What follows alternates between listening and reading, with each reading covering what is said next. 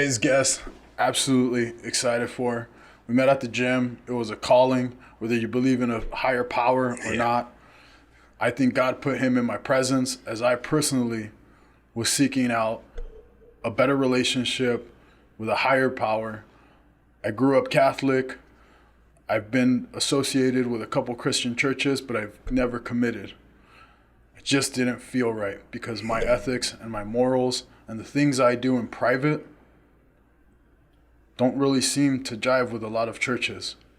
I believe in giving back to the community. I've never flaunted it. I've set up toys that I've personally funded and never gone out and sought any attention for it.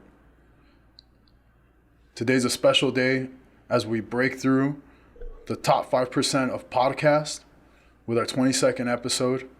And I want to thank Pastor Ralph for taking the time to be here with us today to talk about not only his weight loss, talk about his relationship with God and how to empower you so that you can live your life through a higher being. Pastor Ralph. Awesome, man. Thank you. Thanks, Thank you. brother. I'm happy, man. Happy to be here. When I met you, it was divine. I mean, I'm not a real spiritual person. People and spiritual, but I'm probably one of the most practical pastors you're going to run into. I believe in just hand-to-hand, man-to-man talk. I don't think people have to be different in front of me. In fact, I don't tell people I'm a pastor until I get to know them, because if I tell you I'm a pastor, you're going to act differently. Yeah. So my thing is I'm a man first, and my name is Ralph. You don't have to call me Pastor Ralph if I'm not your pastor at that point. But my thing is when we get engaged in conversation, our occupations come up, and then I tell people, and you should see the look on their face, oh, okay, the language changes, everything changes. Now, I don't want you to change. I want you to be you, authentically you. Don't be different from me. I'm just a man. Oh, I absolutely love that. I mean, I felt it while you were there. Now I got a little emotional while I was on that press, Yeah, man. I was like, holy, here we go. As we were talking, I wasn't supposed to be there. Yeah. Right? I wasn't supposed to be there. I was supposed to be at a different gym. And it was just kind of like this whole calling that came here to lead us today. Yeah. I think when you said, we just talked about being real and being a man first. Yeah. Right? In society, I think being a man is getting lost. Yeah. Right? I saw this video today of just like the different types of, God, I could get canceled for this, but fuck it, here we go. Yeah. Like just men pussifying themselves down to becoming a woman, right? Like these are real statistics. Grip strength has gone down in men. Actually, women on average are having stronger grip strength than men, right? The average bench press has decreased significantly. Testosterone is decreasing in men. And like in society, it's become it's almost a taboo to want to be a man. Yeah. Right? It's a taboo to, I was explaining this to Tia, my baby mama. I was like, men aren't glorified anymore for what they used to be, for being a gentleman. Yeah. Right? I've opened doors for women and gotten dirty looks. Yeah. I wanted to pay for a bill and been looked at like I was crazy. Right? Like men in general, we're kind of taking it on the chin right now. A little bit. Right? And so for you to lead off to say, first, what does being a man mean? Man is not maleness. We're all males, we have our male parts, and that makes us a man. More deep than that. It's about stewardship. It's about responsibility. And the big responsibility for a man is provision and leadership and protection. That's what you do. I do that for my mom. I do that for my sister. I do it for my daughters. That's what we do. We're a covering for women. And, when we have a home, that home belongs to the woman. A man provides a house, a woman makes a home. Yeah. You know what I'm saying? A man should not be in there decorating. Oh, I want it over here. That's the wife's job. Let the women decorate the house, man. Get in the garage, build a workshop or something, but provide, make it safe for them. And so I just think the identity crisis today comes from a lot of confusion. And I believe in my 45 years in ministry, I've seen the breakdown of the family. And when men were not at home any longer and women had to kind of take up for where the man left off, maybe the man and woman didn't get together, something didn't work out, so the man is gone, he's absent. Now this woman is taking on the responsibility of raising children, and then she becomes the woman and the man. And then she gets to a place where she thinks she doesn't need a man because, she can do bad by herself. Why get somebody that doesn't respect me, that kind of thing. So I just think it's the gender and the identity crisis that we have, and society capitalizes on weakness. They capitalize on confusion, and you can make a lot of money on confusion and weakness, and that's what they do. They play to it. And so get men in their feelings all the time, and I'm not saying we shouldn't have emotions and feelings. There's he emotions and she emotions. Everybody's got emotions, and that's part of being a man is, you can cry, bro. I mean, you can cry if you're a man. God gave you tear ducts. You know what I'm saying? You have a heart, you have feelings, you have emotion, but we don't cry because we can't solve a problem. We cry because we hurt. I cry because I can't do all I want to do for my family. Sometimes I want to do more for my family. I want to go out and kill the deer. I'm not coming home till I got a buck on my back. 100%. You know what I'm saying? That's what I'm saying. So I just think being a man is just taking that responsibility, making sure you stand in the place of position. I lead in prayer. I lead in protection. I lead in the decision making, also countering with my wife. Hey, should we do this? Should we do that? What do you think? Just lead, start the conversation instead of just taking over and just being masculine all the time. So it's more of an emotional responsibility we have to take to stand for. Your boys, women can raise boys, but they can't raise men. 100%. You got to have a man at some point if you want to make a man. I tell women all the time, you're creating a man that you wouldn't even date yourself because you're over mothering, you're helicoptering. You got to let that boy grow up. He's got to feel a little bit. He's got to know something. He's got to earn what he's doing. Quit giving him everything. You know what I'm saying? Let that boy earn something. That's me. Hey, man, you need to earn that. Yeah. Bro, I gave you a nice meal. You want something extra, bro. What you going to do? Yeah. That kind of thing. Start washing dishes. Yeah, man. We just got to give responsibility early. I had responsibility as a kid, man, early with my dad. So I'll just say responsibility and learning what that responsibility really is. I think it's the only way to live your life. Yeah. The moment my daughter was first handed to me, I looked down on her. I should have said I love you, but I said I'm gonna give you everything I got. Yeah. And there was a pain inside me as I looked at her, and I'm like, I'm gonna give you everything I've got. Yeah. And the other day I was tired. I was pissed off. I forgot why I was in an emotional state sitting at home, and I just remember that promise to her, and I go, am I feeling that promise right now today? Yeah. I was like, I'm fucking not. I better get shit together. Yeah. It gave you a sense of purpose when you seen that daughter. Now you're responsible. You got a life here that came because of you and your actions and your decisions. Now she's here. She didn't ask to be here. No, 100%. See? So. No, I'm glad I had a daughter, because if I would have had a man, tough go for him. Oh yeah, it'd be tough. Like you said, you have to earn that. Yeah. I can't wait for my daughter to be 16 and say, Dad, I want a G-Wagon, a Tesla, and I go, what color? Yeah. Let's get out of here. It's kind of the way we are with the girls, Yeah, they get whatever they want. Yeah. And I've raised girls, my first marriage, I say first marriage, young, just like most people, you think you're in love. You don't even know what love is. Yeah. You're infatuated. You have this connectivity, but you don't really know. Nobody teaches you what love really is. And the Bible has a good illustration of what love is. And can you elaborate on that? Yeah. In 1 Corinthians 13, 4, it talks about love. The love chapter is what I call it. When I marry people, I take them through the love chapter. Okay. And I teach people, about what love really is and what it does and what its profile is. But most people, when you talk to them, if you ask them, why do you love her? Why do you love him? It's shallow. Yeah. It's not a judgment. It's observation. From being a pastor so long, you don't know you love somebody till you've been through something with them.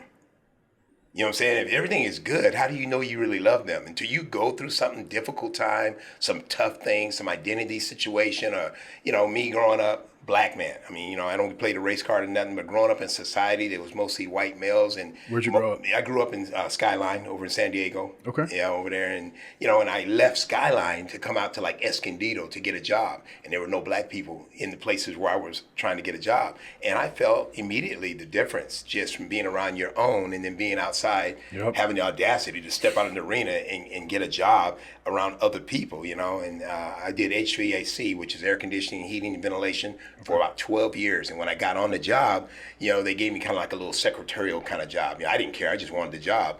And I kind of earned myself all the way up to an engineer. I never went to school for it, but I learned it on the job. So I was designing all the HVAC, duct work and all that kind of stuff. And then I ended up getting into sales.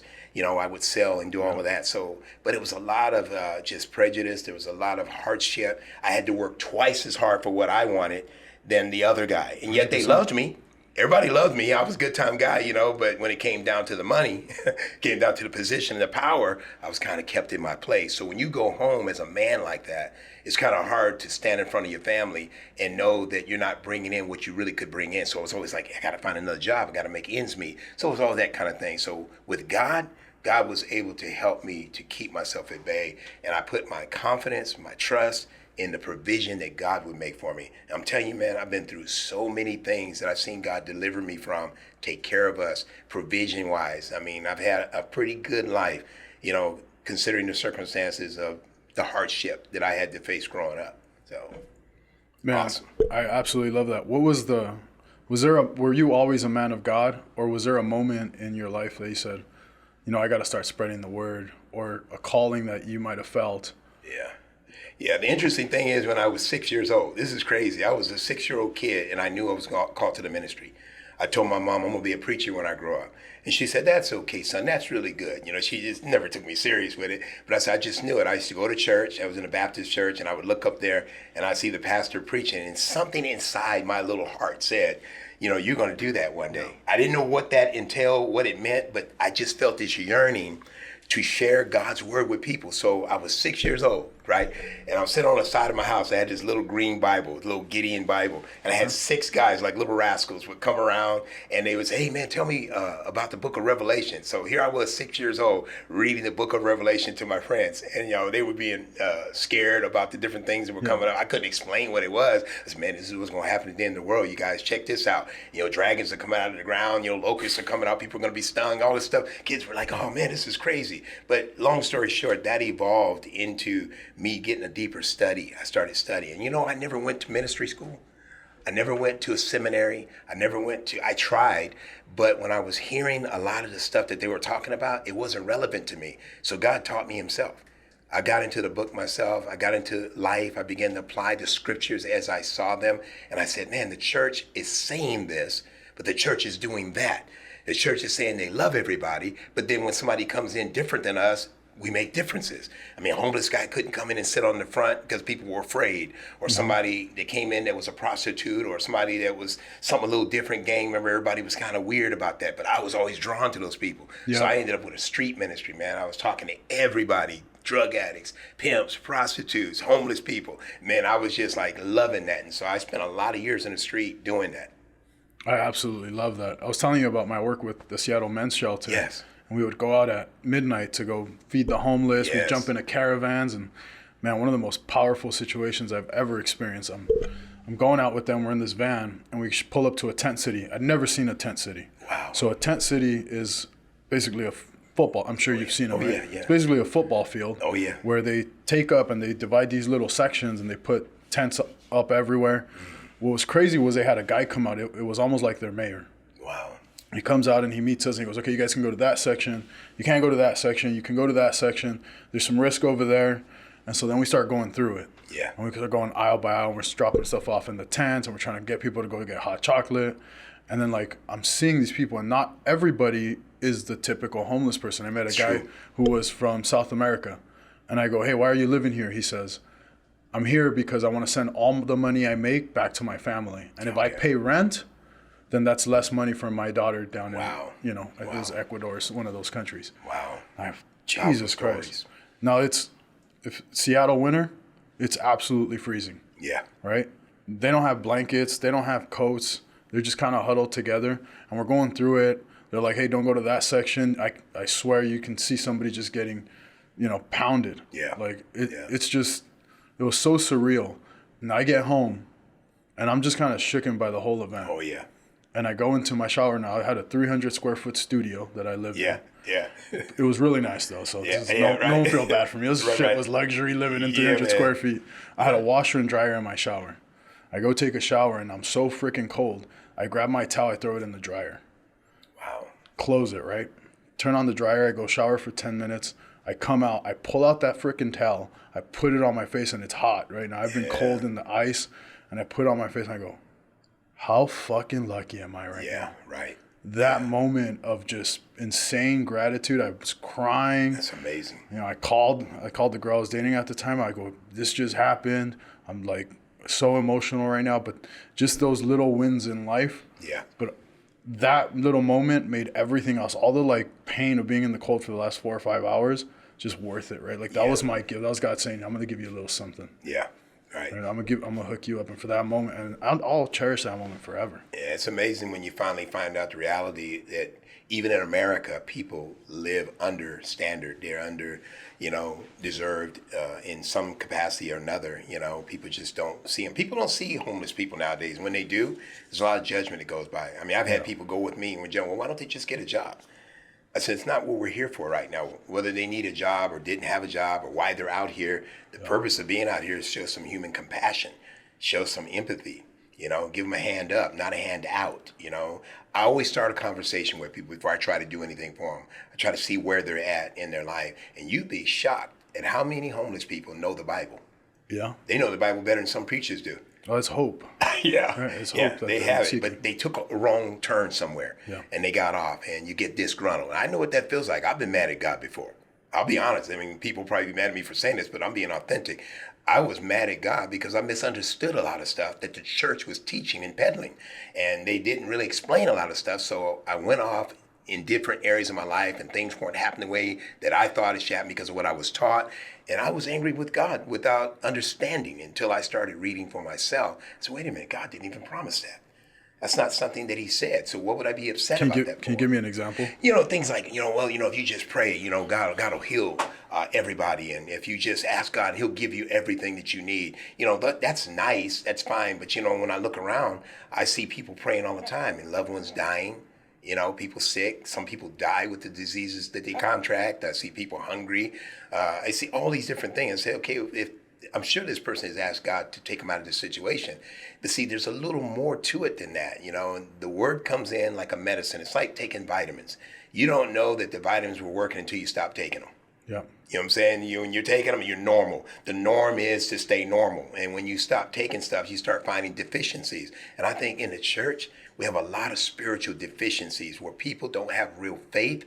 They have parroting faith. They have said faith, but no real life experience. And so when I take these guys out to the street, I mean, they're scared. They're like deer in headlights. They don't know what to do. And I say, yeah, but when you're in your church and you're being preached at and you're doing all this fellowshipping after church, eating donuts and drinking coffee, that's all cool. But when we get out in the streets and we see homeless people, you're afraid. I said, that's not the Jesus that we serve. He said he came to get after the lost, not those who are well or whole. So I kept thinking, why is the church always ministering to everybody that's good? And then when we do minister to homeless people, it's usually seasonal. It's like at Thanksgiving. It's at Christmas. Mm-hmm. It's some special day, which, again, I'm not knocking that. But, they're going to need food after Thanksgiving. They're going to need a blanket after Thanksgiving. Yep. They're going to need stuff after Christmas. So my thing is I wanted to do stuff daily. I wanted to do something that, hey, man, we can have contact with these guys daily because to warm their belly, give them a blanket, then we felt good. I think it was something that we felt good about. But then the next day, they're back in the same situation. So I just think the church's main mission should always be outside the church. It should not be inside the church. It's like a gas station. You go to the gas station, you fill up, and you leave. You don't come back till you need something else again. And that's what we need to do in the church. Come fill up with the word, get the compassion we need, and get out there in the world and make a real contact with people and show real compassion to people. So you're really taking the word of God into the streets? Yes. You don't have a physical location, right? No, not anymore. And I don't think I'm going to do it. I don't see any brick and mortar in my way unless it's going to be something like, something like an office meeting so we can, have our meetings at, but never again to congregate. I just don't see it. How do you get the word out? How do you get the word out to your followers? Well, main thing is right now, one-on-one, myself and a few other guys that I've trained, and then YouTube right now, because when COVID hit, we were in a building and that all got shut down. And I was, to be honest with you, I was kind of tired of being in the building. I was kind of like, God, is there something more that we can do? I'm tired of gathering here every Sunday. It's the same old thing every Sunday. And all of a sudden, COVID comes in. It just wipes out everything. We have no building, no church. So my wife goes, well, you're going to have to go on YouTube. Let's go. You got to go on YouTube, and my YouTube is Temeku Life Center. .org. So that's Temeku is like, you guys know that from being up here in Temecula. Temeku means a place where the sun breaks through and shines on the white mist. And if you go into Temecula, at certain points you see this mist that comes just in the valley. And then the Indians use that to talk about how the sun breaks through and shines through that. In my mind, Temeku for us was how the Son of God breaks through the fog and the white mist in our minds and shines on us and brings us life again. And so that was the idea of naming the church here, Temeku Life Center. And in San Diego, I have an inner city ministry, and there I was in juvenile hall 7 years. I worked with the gangs in juvenile hall. I also worked with the San Diego Police Department. It was really weird to be with the police 7 years and be with the juvenile 7 years. And then there was like just opposing forces there, and yet I was loved by each. I was loved by the kids in juvenile hall. I was loved by the police. We did that traffic division, and then I worked in the homeless outreach for 7 years. So I've got like 21 years of service in some of these outreaches, and so man, it's kind of in my bones, man. Wow, I love that. Yeah. Talk about just being fulfilled. What are some of the success stories that you've had that you've maybe what comes to mind is Homeboy Industries down in LA. Do you know who they are? I never heard of that one though. Oh, you got it. So after this, you got to look up Homeboy Industries. It's big in the community where I grew up in Boyle Heights. Okay. So Father Greg, okay. He put this all together. So you actually buy now like stuff at the grocery store from Homeboy Industries. Wow. But their whole thing was take gang members and plug them back into society after they get out of prison. So one of the services that they do is they'll take the tattoos on your face, right? You get Maravilla tattooed right here on your lip. Right.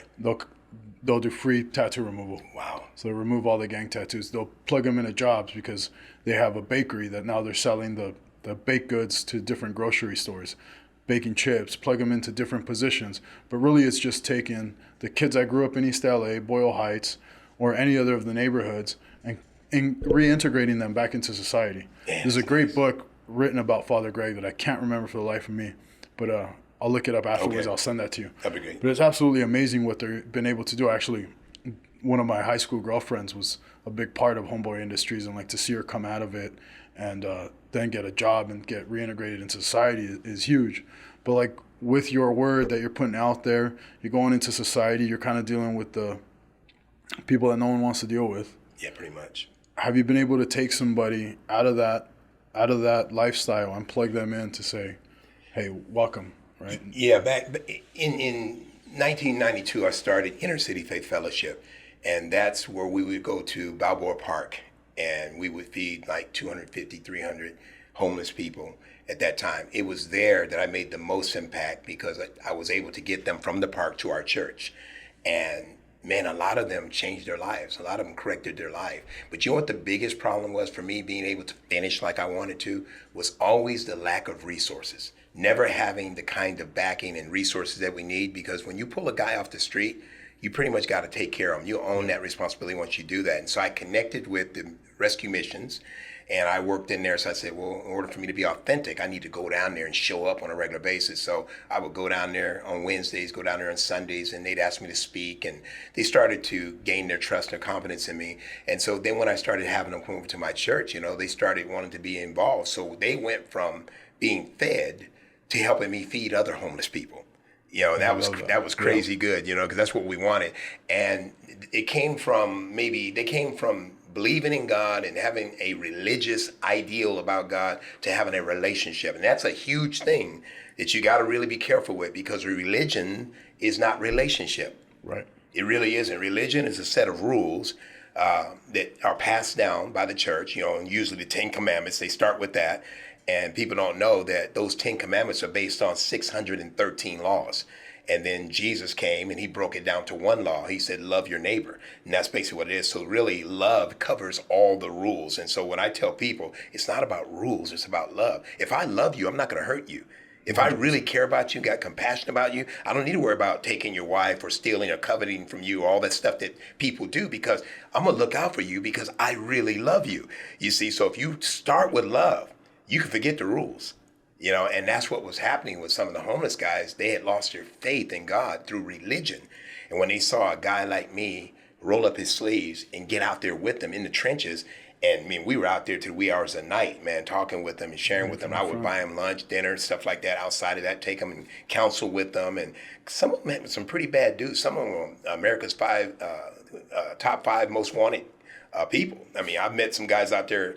They were pretty gnarly. When the police stopped them and the police asked them their name, next thing you know, it was 6 or 7 other deep coming in to watch them, because that's how bad these guys were. But for some reason, they trusted me. And they would come to me and try to talk to me about that stuff. I want to do right, but society won't let me. What am I supposed to do? Nobody forgives. I thought the Bible says forgive. And I didn't try to say a word. You have to listen to them. Yeah. You got to let them get it all out. And then once they get it all out, then you start to frame steps for a relationship. Say, well, look, man, I understand where you're coming from. That's why I'm here with you now. I'm willing to listen. I'm willing to help you. So what we would do is we connect them with people we knew in our congregation. I had a lady who was a general manager at Target. So I got guys jobs there. Anywhere we could find to plug somebody in, we did everything we could to do that, and got some in some housing. And then I started a deli, which was my little restaurant idea. And in that deli, I used that during the daytime to make money so I could feed people at night. Wow, that's incredible. Man, they used to come to my deli, man. People would get down and grubbing, man. I'll tell you. And the interesting thing, here's how crazy it was. I'm in the ministry. So I said, I'm in the ministry, so everybody's welcome. Everybody's included. I'm right next to a gay bar. Yep. Right? So we're making sandwiches. And all the gay guys started coming over, making sandwiches. People were getting kind of nervous. Well, the gay guys are coming. I said, so? Yeah, and they're hungry. Gay people got to eat. Everybody got to eat. Come on in. They come in, and people got weird, man. Yeah. And one guy that used to be gay was upset that I was ministering and allowing gay people to come into my establishment. I said, first of all, it's a public establishment, and you were gay before. You say you're not now. Why are you angry that I'm feeding somebody who's paying for food? And I'm going to love them like I love anybody else. They got really upset about that. And so I knew then I had to be different. I just had to be different. And I'm not condoning or saying this is right or wrong, but everybody deserves a drink of water. Everybody deserves dignity. Everybody deserves love. And when you sit down and talk to people, you start to hear their story. You start to get an understanding. But the problem is, why do we have to hear somebody's story to love them? Something's wrong with us that, I can love you now that I understand you. Jesus didn't say that. He said, love people. Yeah, just love everybody. Without condition. Just love them. And love just means that I'm going to treat you the way I would treat anybody else. When I first met you, you felt like my brother that I never knew. Yeah, it was incredible. Brother from another mother. Right away. Right? You started with a compliment, though, so. Yeah, I know. Boys lifting all kind of stuff over there, man. You gotta get me. I was like, yeah, I'm strong. Yeah, man. I look over there, man. I'm over here with my little sumo squat thing, and you're over there picking those bars up. Because I'm just getting back to the gym. And my story on that, I was like 300 pounds, at one time over a year and a half ago. And, man, I felt God spoke to my heart and said, you're out trying to help people, and you're not helping yourself. You're going to die. Yeah. You're going to die. Something's going to take you out if you don't take care of yourself. You got to love yourself before you show real love to other people. And I said, you know what? I got to make my health a priority. So I did it, man. I did it. That. I'm doing it now. You're I lost 70 pounds, bro. Let's go, bro. Yeah, man. I lost 70 pounds, Let's go. man. So you're 230 right now? Yeah, I'm 230 right now. Let's go. What's the goal weight? No more diabetes. No more blood pressure and stuff. Took me off all those meds. And that's just 70 pounds. I got 35 more to go. Let's go. So look out. When is it going to happen? Yeah, it's happening now, man. I'm telling you, I'm looking at January, February 3rd is having all of that off. And then I'm going into bodybuilding like I used to back in the day. Thanksgiving saying, yeah, man. Hold my gravy. Oh, yeah, hold my gravy, Hold my sweet potato pie. That's right. Let me have my cranberry, though. I got to have my cranberry sauce, my God. Yeah, but no, man, I feel good. I'll be 65 in December. Man, I'm feeling good, man. December 1st, 65 years old. I'm going to be the most fit 65-year-old man you ever seen. Fuck yeah, you are. Yeah, man, I'm telling you, bro. I fucking love that. Yeah, bro, man. I'm telling you, my offer stands. You're welcome at my house anytime. I got a full garage. I'll teach you some mobility stuff. You mentioned your knees. I'm missing, my shin bone on my left leg. Man. It's all beat up. But, So I do nothing but mobility work. Yeah. I love it. It's all about strength training for me. Yeah. Yeah, I got years left, and I want to finish strong. Yeah, you you know, do. I really do. I got vision. I have a lot of things I got to do. You know, I've been all over the place. I've been to Africa. I mean, that was a trip for me going over there, man. It's just crazy being in Africa. You know, going over for 9 days. It felt like a month because the days were so slow. Because they don't have Wi-Fi. Oh, no Wi-Fi, nothing. You don't watch TV. You don't watch nothing. You're just over there. You wake up in the morning at 5.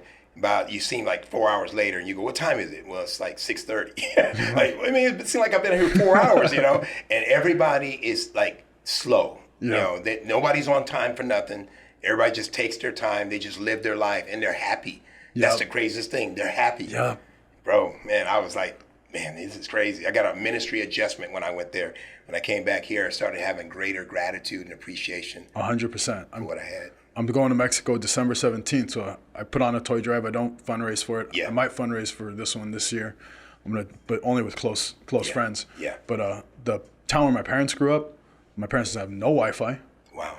The public roads are gravel. It's like rocks, giant rocks, just pieced together. Man. The average salary is about $10 a day. It's rough living for them.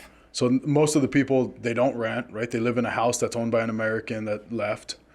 It's nuts, man. The kids, you see them in diapers, they're dirty. It's a rough go, but my parents love it out there because their Social Security goes a long way. Yeah, and that's where they grew up.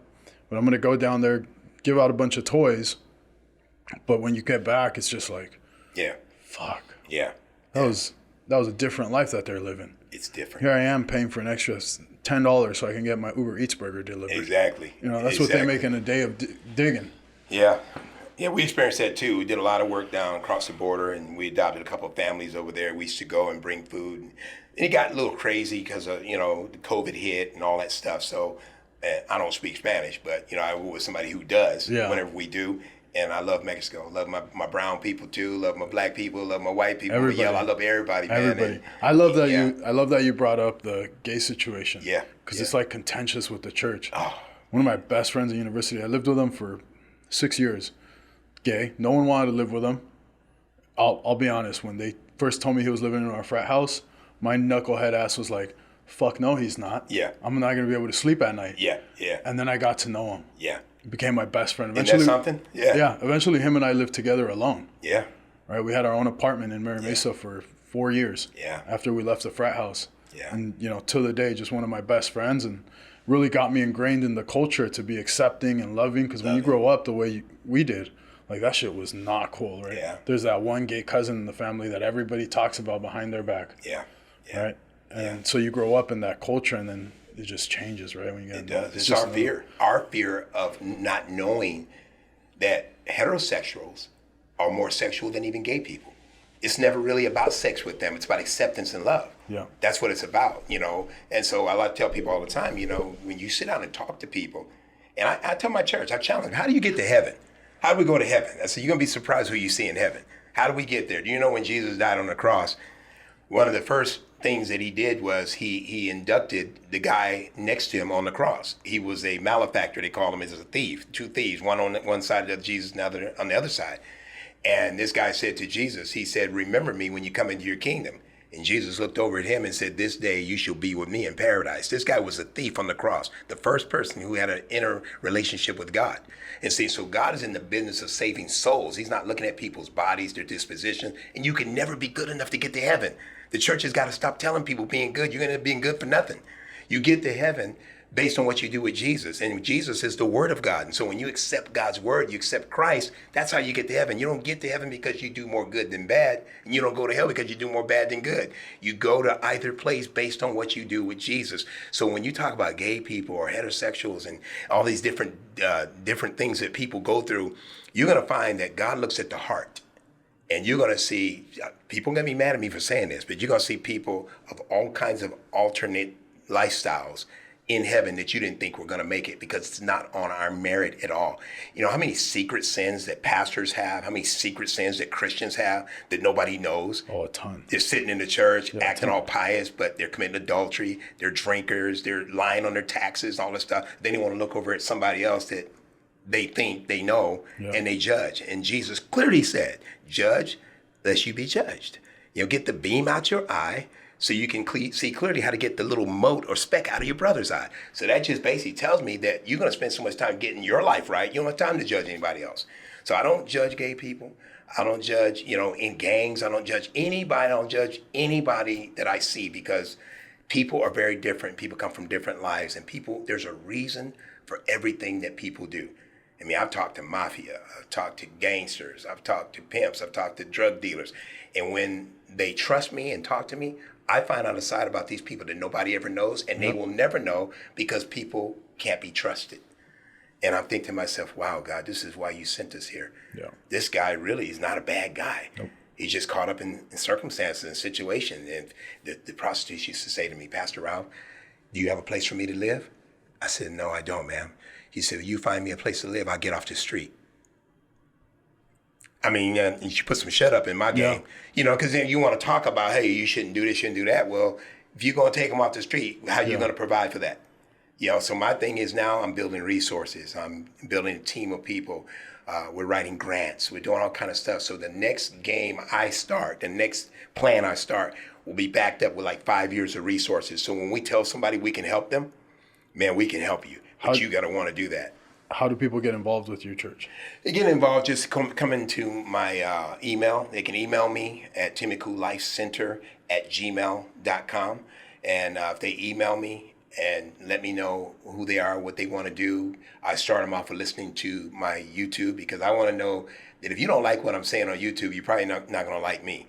So the best thing to do is look at what you see. If you see what I'm saying, if it resonates with you, if you can understand, if my word is practical, if you can apply it to your everyday life and you feel like this is what was missing, then we can do some business together. But see, here's the thing. A lot of people, they like religion and they like church because of the falsehood of it all. They like to do their dirt, come to church, feel good, pay their homage, and then go back to doing what they're doing. My thing, I'm real. What I like about you, you're a real person. Once you knew me and you know me now, you're same guy I met in the gym. You're that guy right now. I appreciate it. I don't want you to make any adjustment, how you talk, how you speak, how you feel. I want you to be that guy, because that's authentic. I can trust a guy like you. I can't trust a guy who has a facade on, who's something different when he's outside of my face. I know you're going to be the same way you are when I'm not in front of you as when I'm in front of you. Yeah. So I trust you. Now, corporate people, they'd say it gets me in trouble. Yeah, I know. If you see the email I sent this morning, oh man, it gets me in trouble. Yeah. I have to have colleagues read over my stuff before I... Yeah, I can understand that. I'm in the middle of a Zoom call and I'm telling somebody, I'm going to choke you if you don't stop. And, You're saying what other people want to say. And they've been prim and proper enough not to say it. And I understand there's balance for everything. But the bottom line is, you run a deal with a real person than a fake person. Because I love what you're preaching. I'd love to get involved. I told you so this is I think there's a lot of people in my shoes, right? I feel the calling. As I was prepping for this, and I was thinking, when did I first feel the calling? And I'm not sure why this memory got dropped on me. I'm in Mexico, and I was walking down the street, and I remember at the time I was getting my ass handed to by my brother. He was a meth addict, and they would beat the fuck out of me sometimes. Right. And I remember thinking, I'm gonna get this motherfucker one day. Yeah. I'm gonna get him. Yeah. And then I felt this powerful feeling, and I go, yeah, because I'm a soldier of God.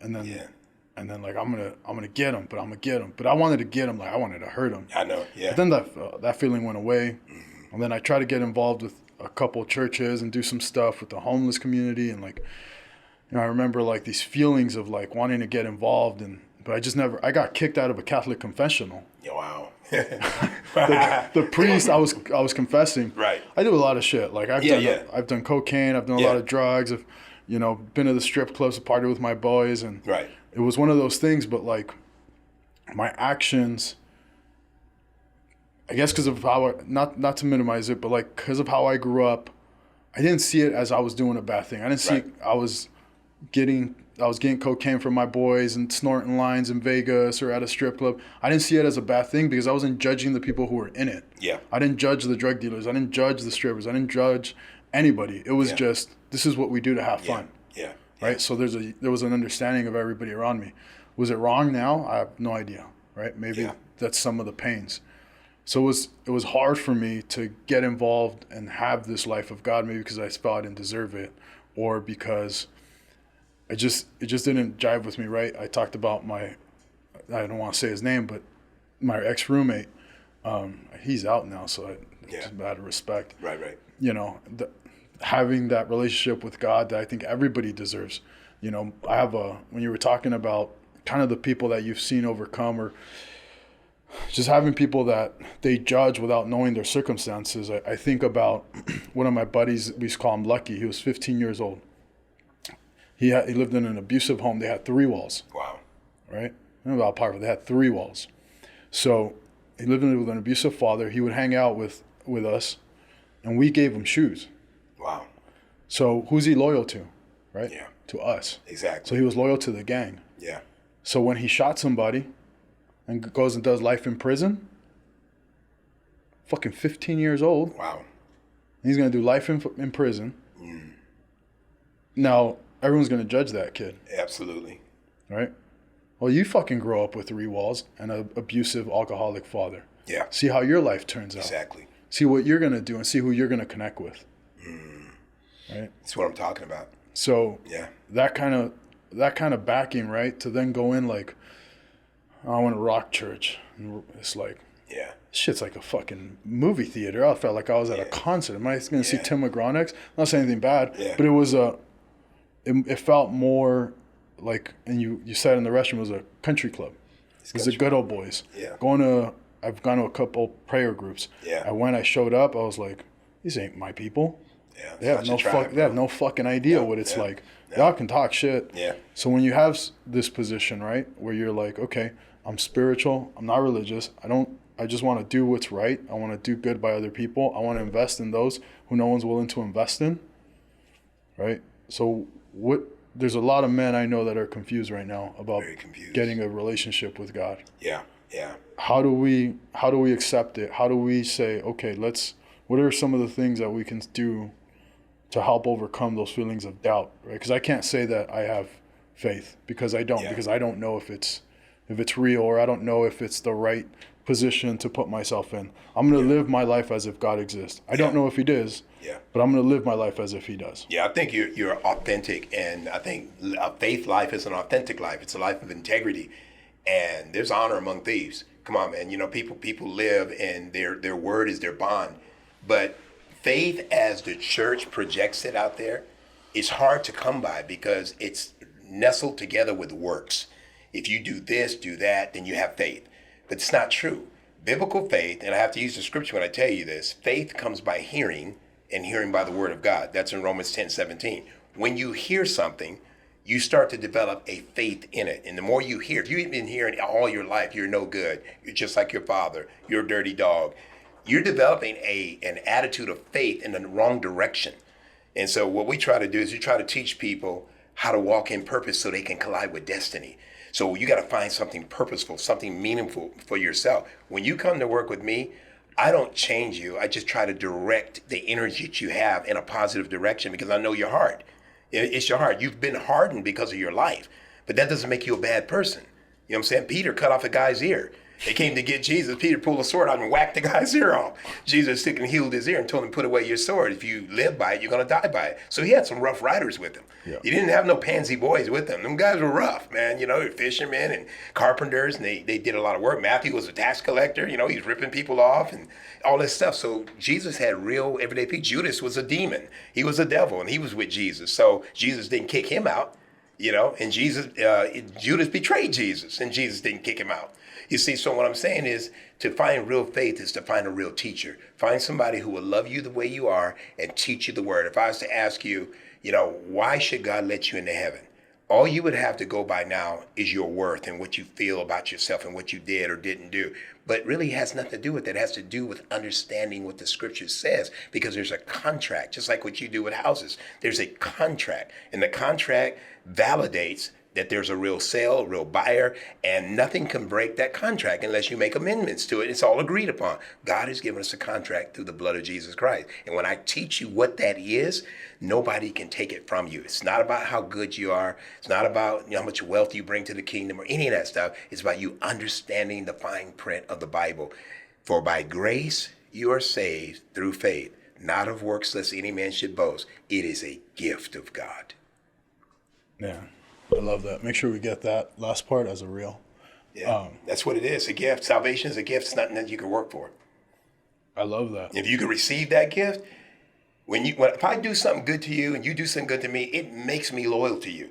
Yeah. I don't want to hurt you, man. This dude, like, you gave that guy shoes. You gave him shoes. He's going to be good. He's going to be down for life. He's ride or die. You do good to people. I am on the best behavior of trying to make sure that I don't fail you because you treated me right. You give me a bowl of beans, man, you got me for life. I was hungry, you fed me beans, bro. I'm with you. What you need? You see, so we got to be authentic with people. And again, God is not putting all this stuff on people. That's man doing that. Man did write the Bible, but it was inspired by God that they wrote the Bible. Man is not in charge of what he wrote. It's like you got a lot of stuff in you. You can write some books, but that stuff comes from your experiences and your inspiration, and that truth is real lived out truth. No, I freaking love that. Yeah, man. I'm not sure how to respond to that. As we come down to the end, yeah, let's, just get a message out to your followers and anything that you want to get off your chest. Yeah, I just wish that this year, we're approaching 2023. Many people wait to January 1st to make a resolution. What I teach in my ministry is not a resolution, it's a realization. Everything that I've learned this year is for next year. So everything I've learned, I'm realizing that I'm going into 23 with information that I didn't have last year. And so I'm going to start with success instead of trying to be successful. And so I want our congregation to start making plans to live now. Don't wait till January. Go ahead and make your promises now, make your provision now, and when January 1st comes and 23 comes, you're already in the living of it, and so try to do better, try to live better, try to be kinder, love yourself, do something this year for other people, get into the word, pray for other people, live your life for more than yourself, just do something for somebody other than yourself. God put you here with health, strength, vitality, and he's giving you that life so you can have life and have it more abundantly so you can be a blessing to someone else. And so that's what I'm teaching this year for our people. We're going to approach 23 as the year to be, here alive and well. And I just want everybody just to link up together. I want to go to Mexico with you next time you go. Let's do it. I want to do some things. I want to just pull a band of people together. And we're also doing a toy drive. And we're also doing a care package drive. So right now, when you call our church or you email us and you want to donate to the care package drive, the care package drive is just ministering to homeless people or anybody who has a need. And we pack it with essentials. And we go out and we give these packages out. And I create a conversation with them. And I've gave out about 10 of them this week just talking to people. It was awesome. Man, it's really awesome. So that's what I'm looking for. And there's more to come in 23.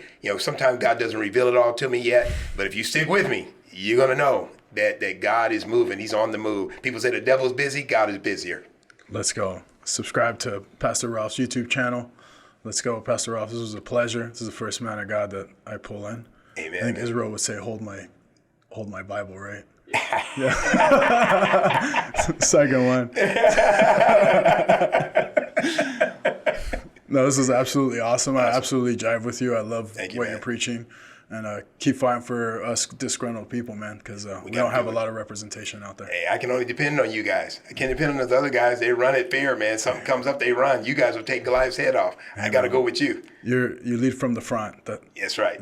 That's right. I'll be in the trenches with you. Thanks. That's good. Thank you, brother. Appreciate you. Appreciate you. Thank you. Let's go.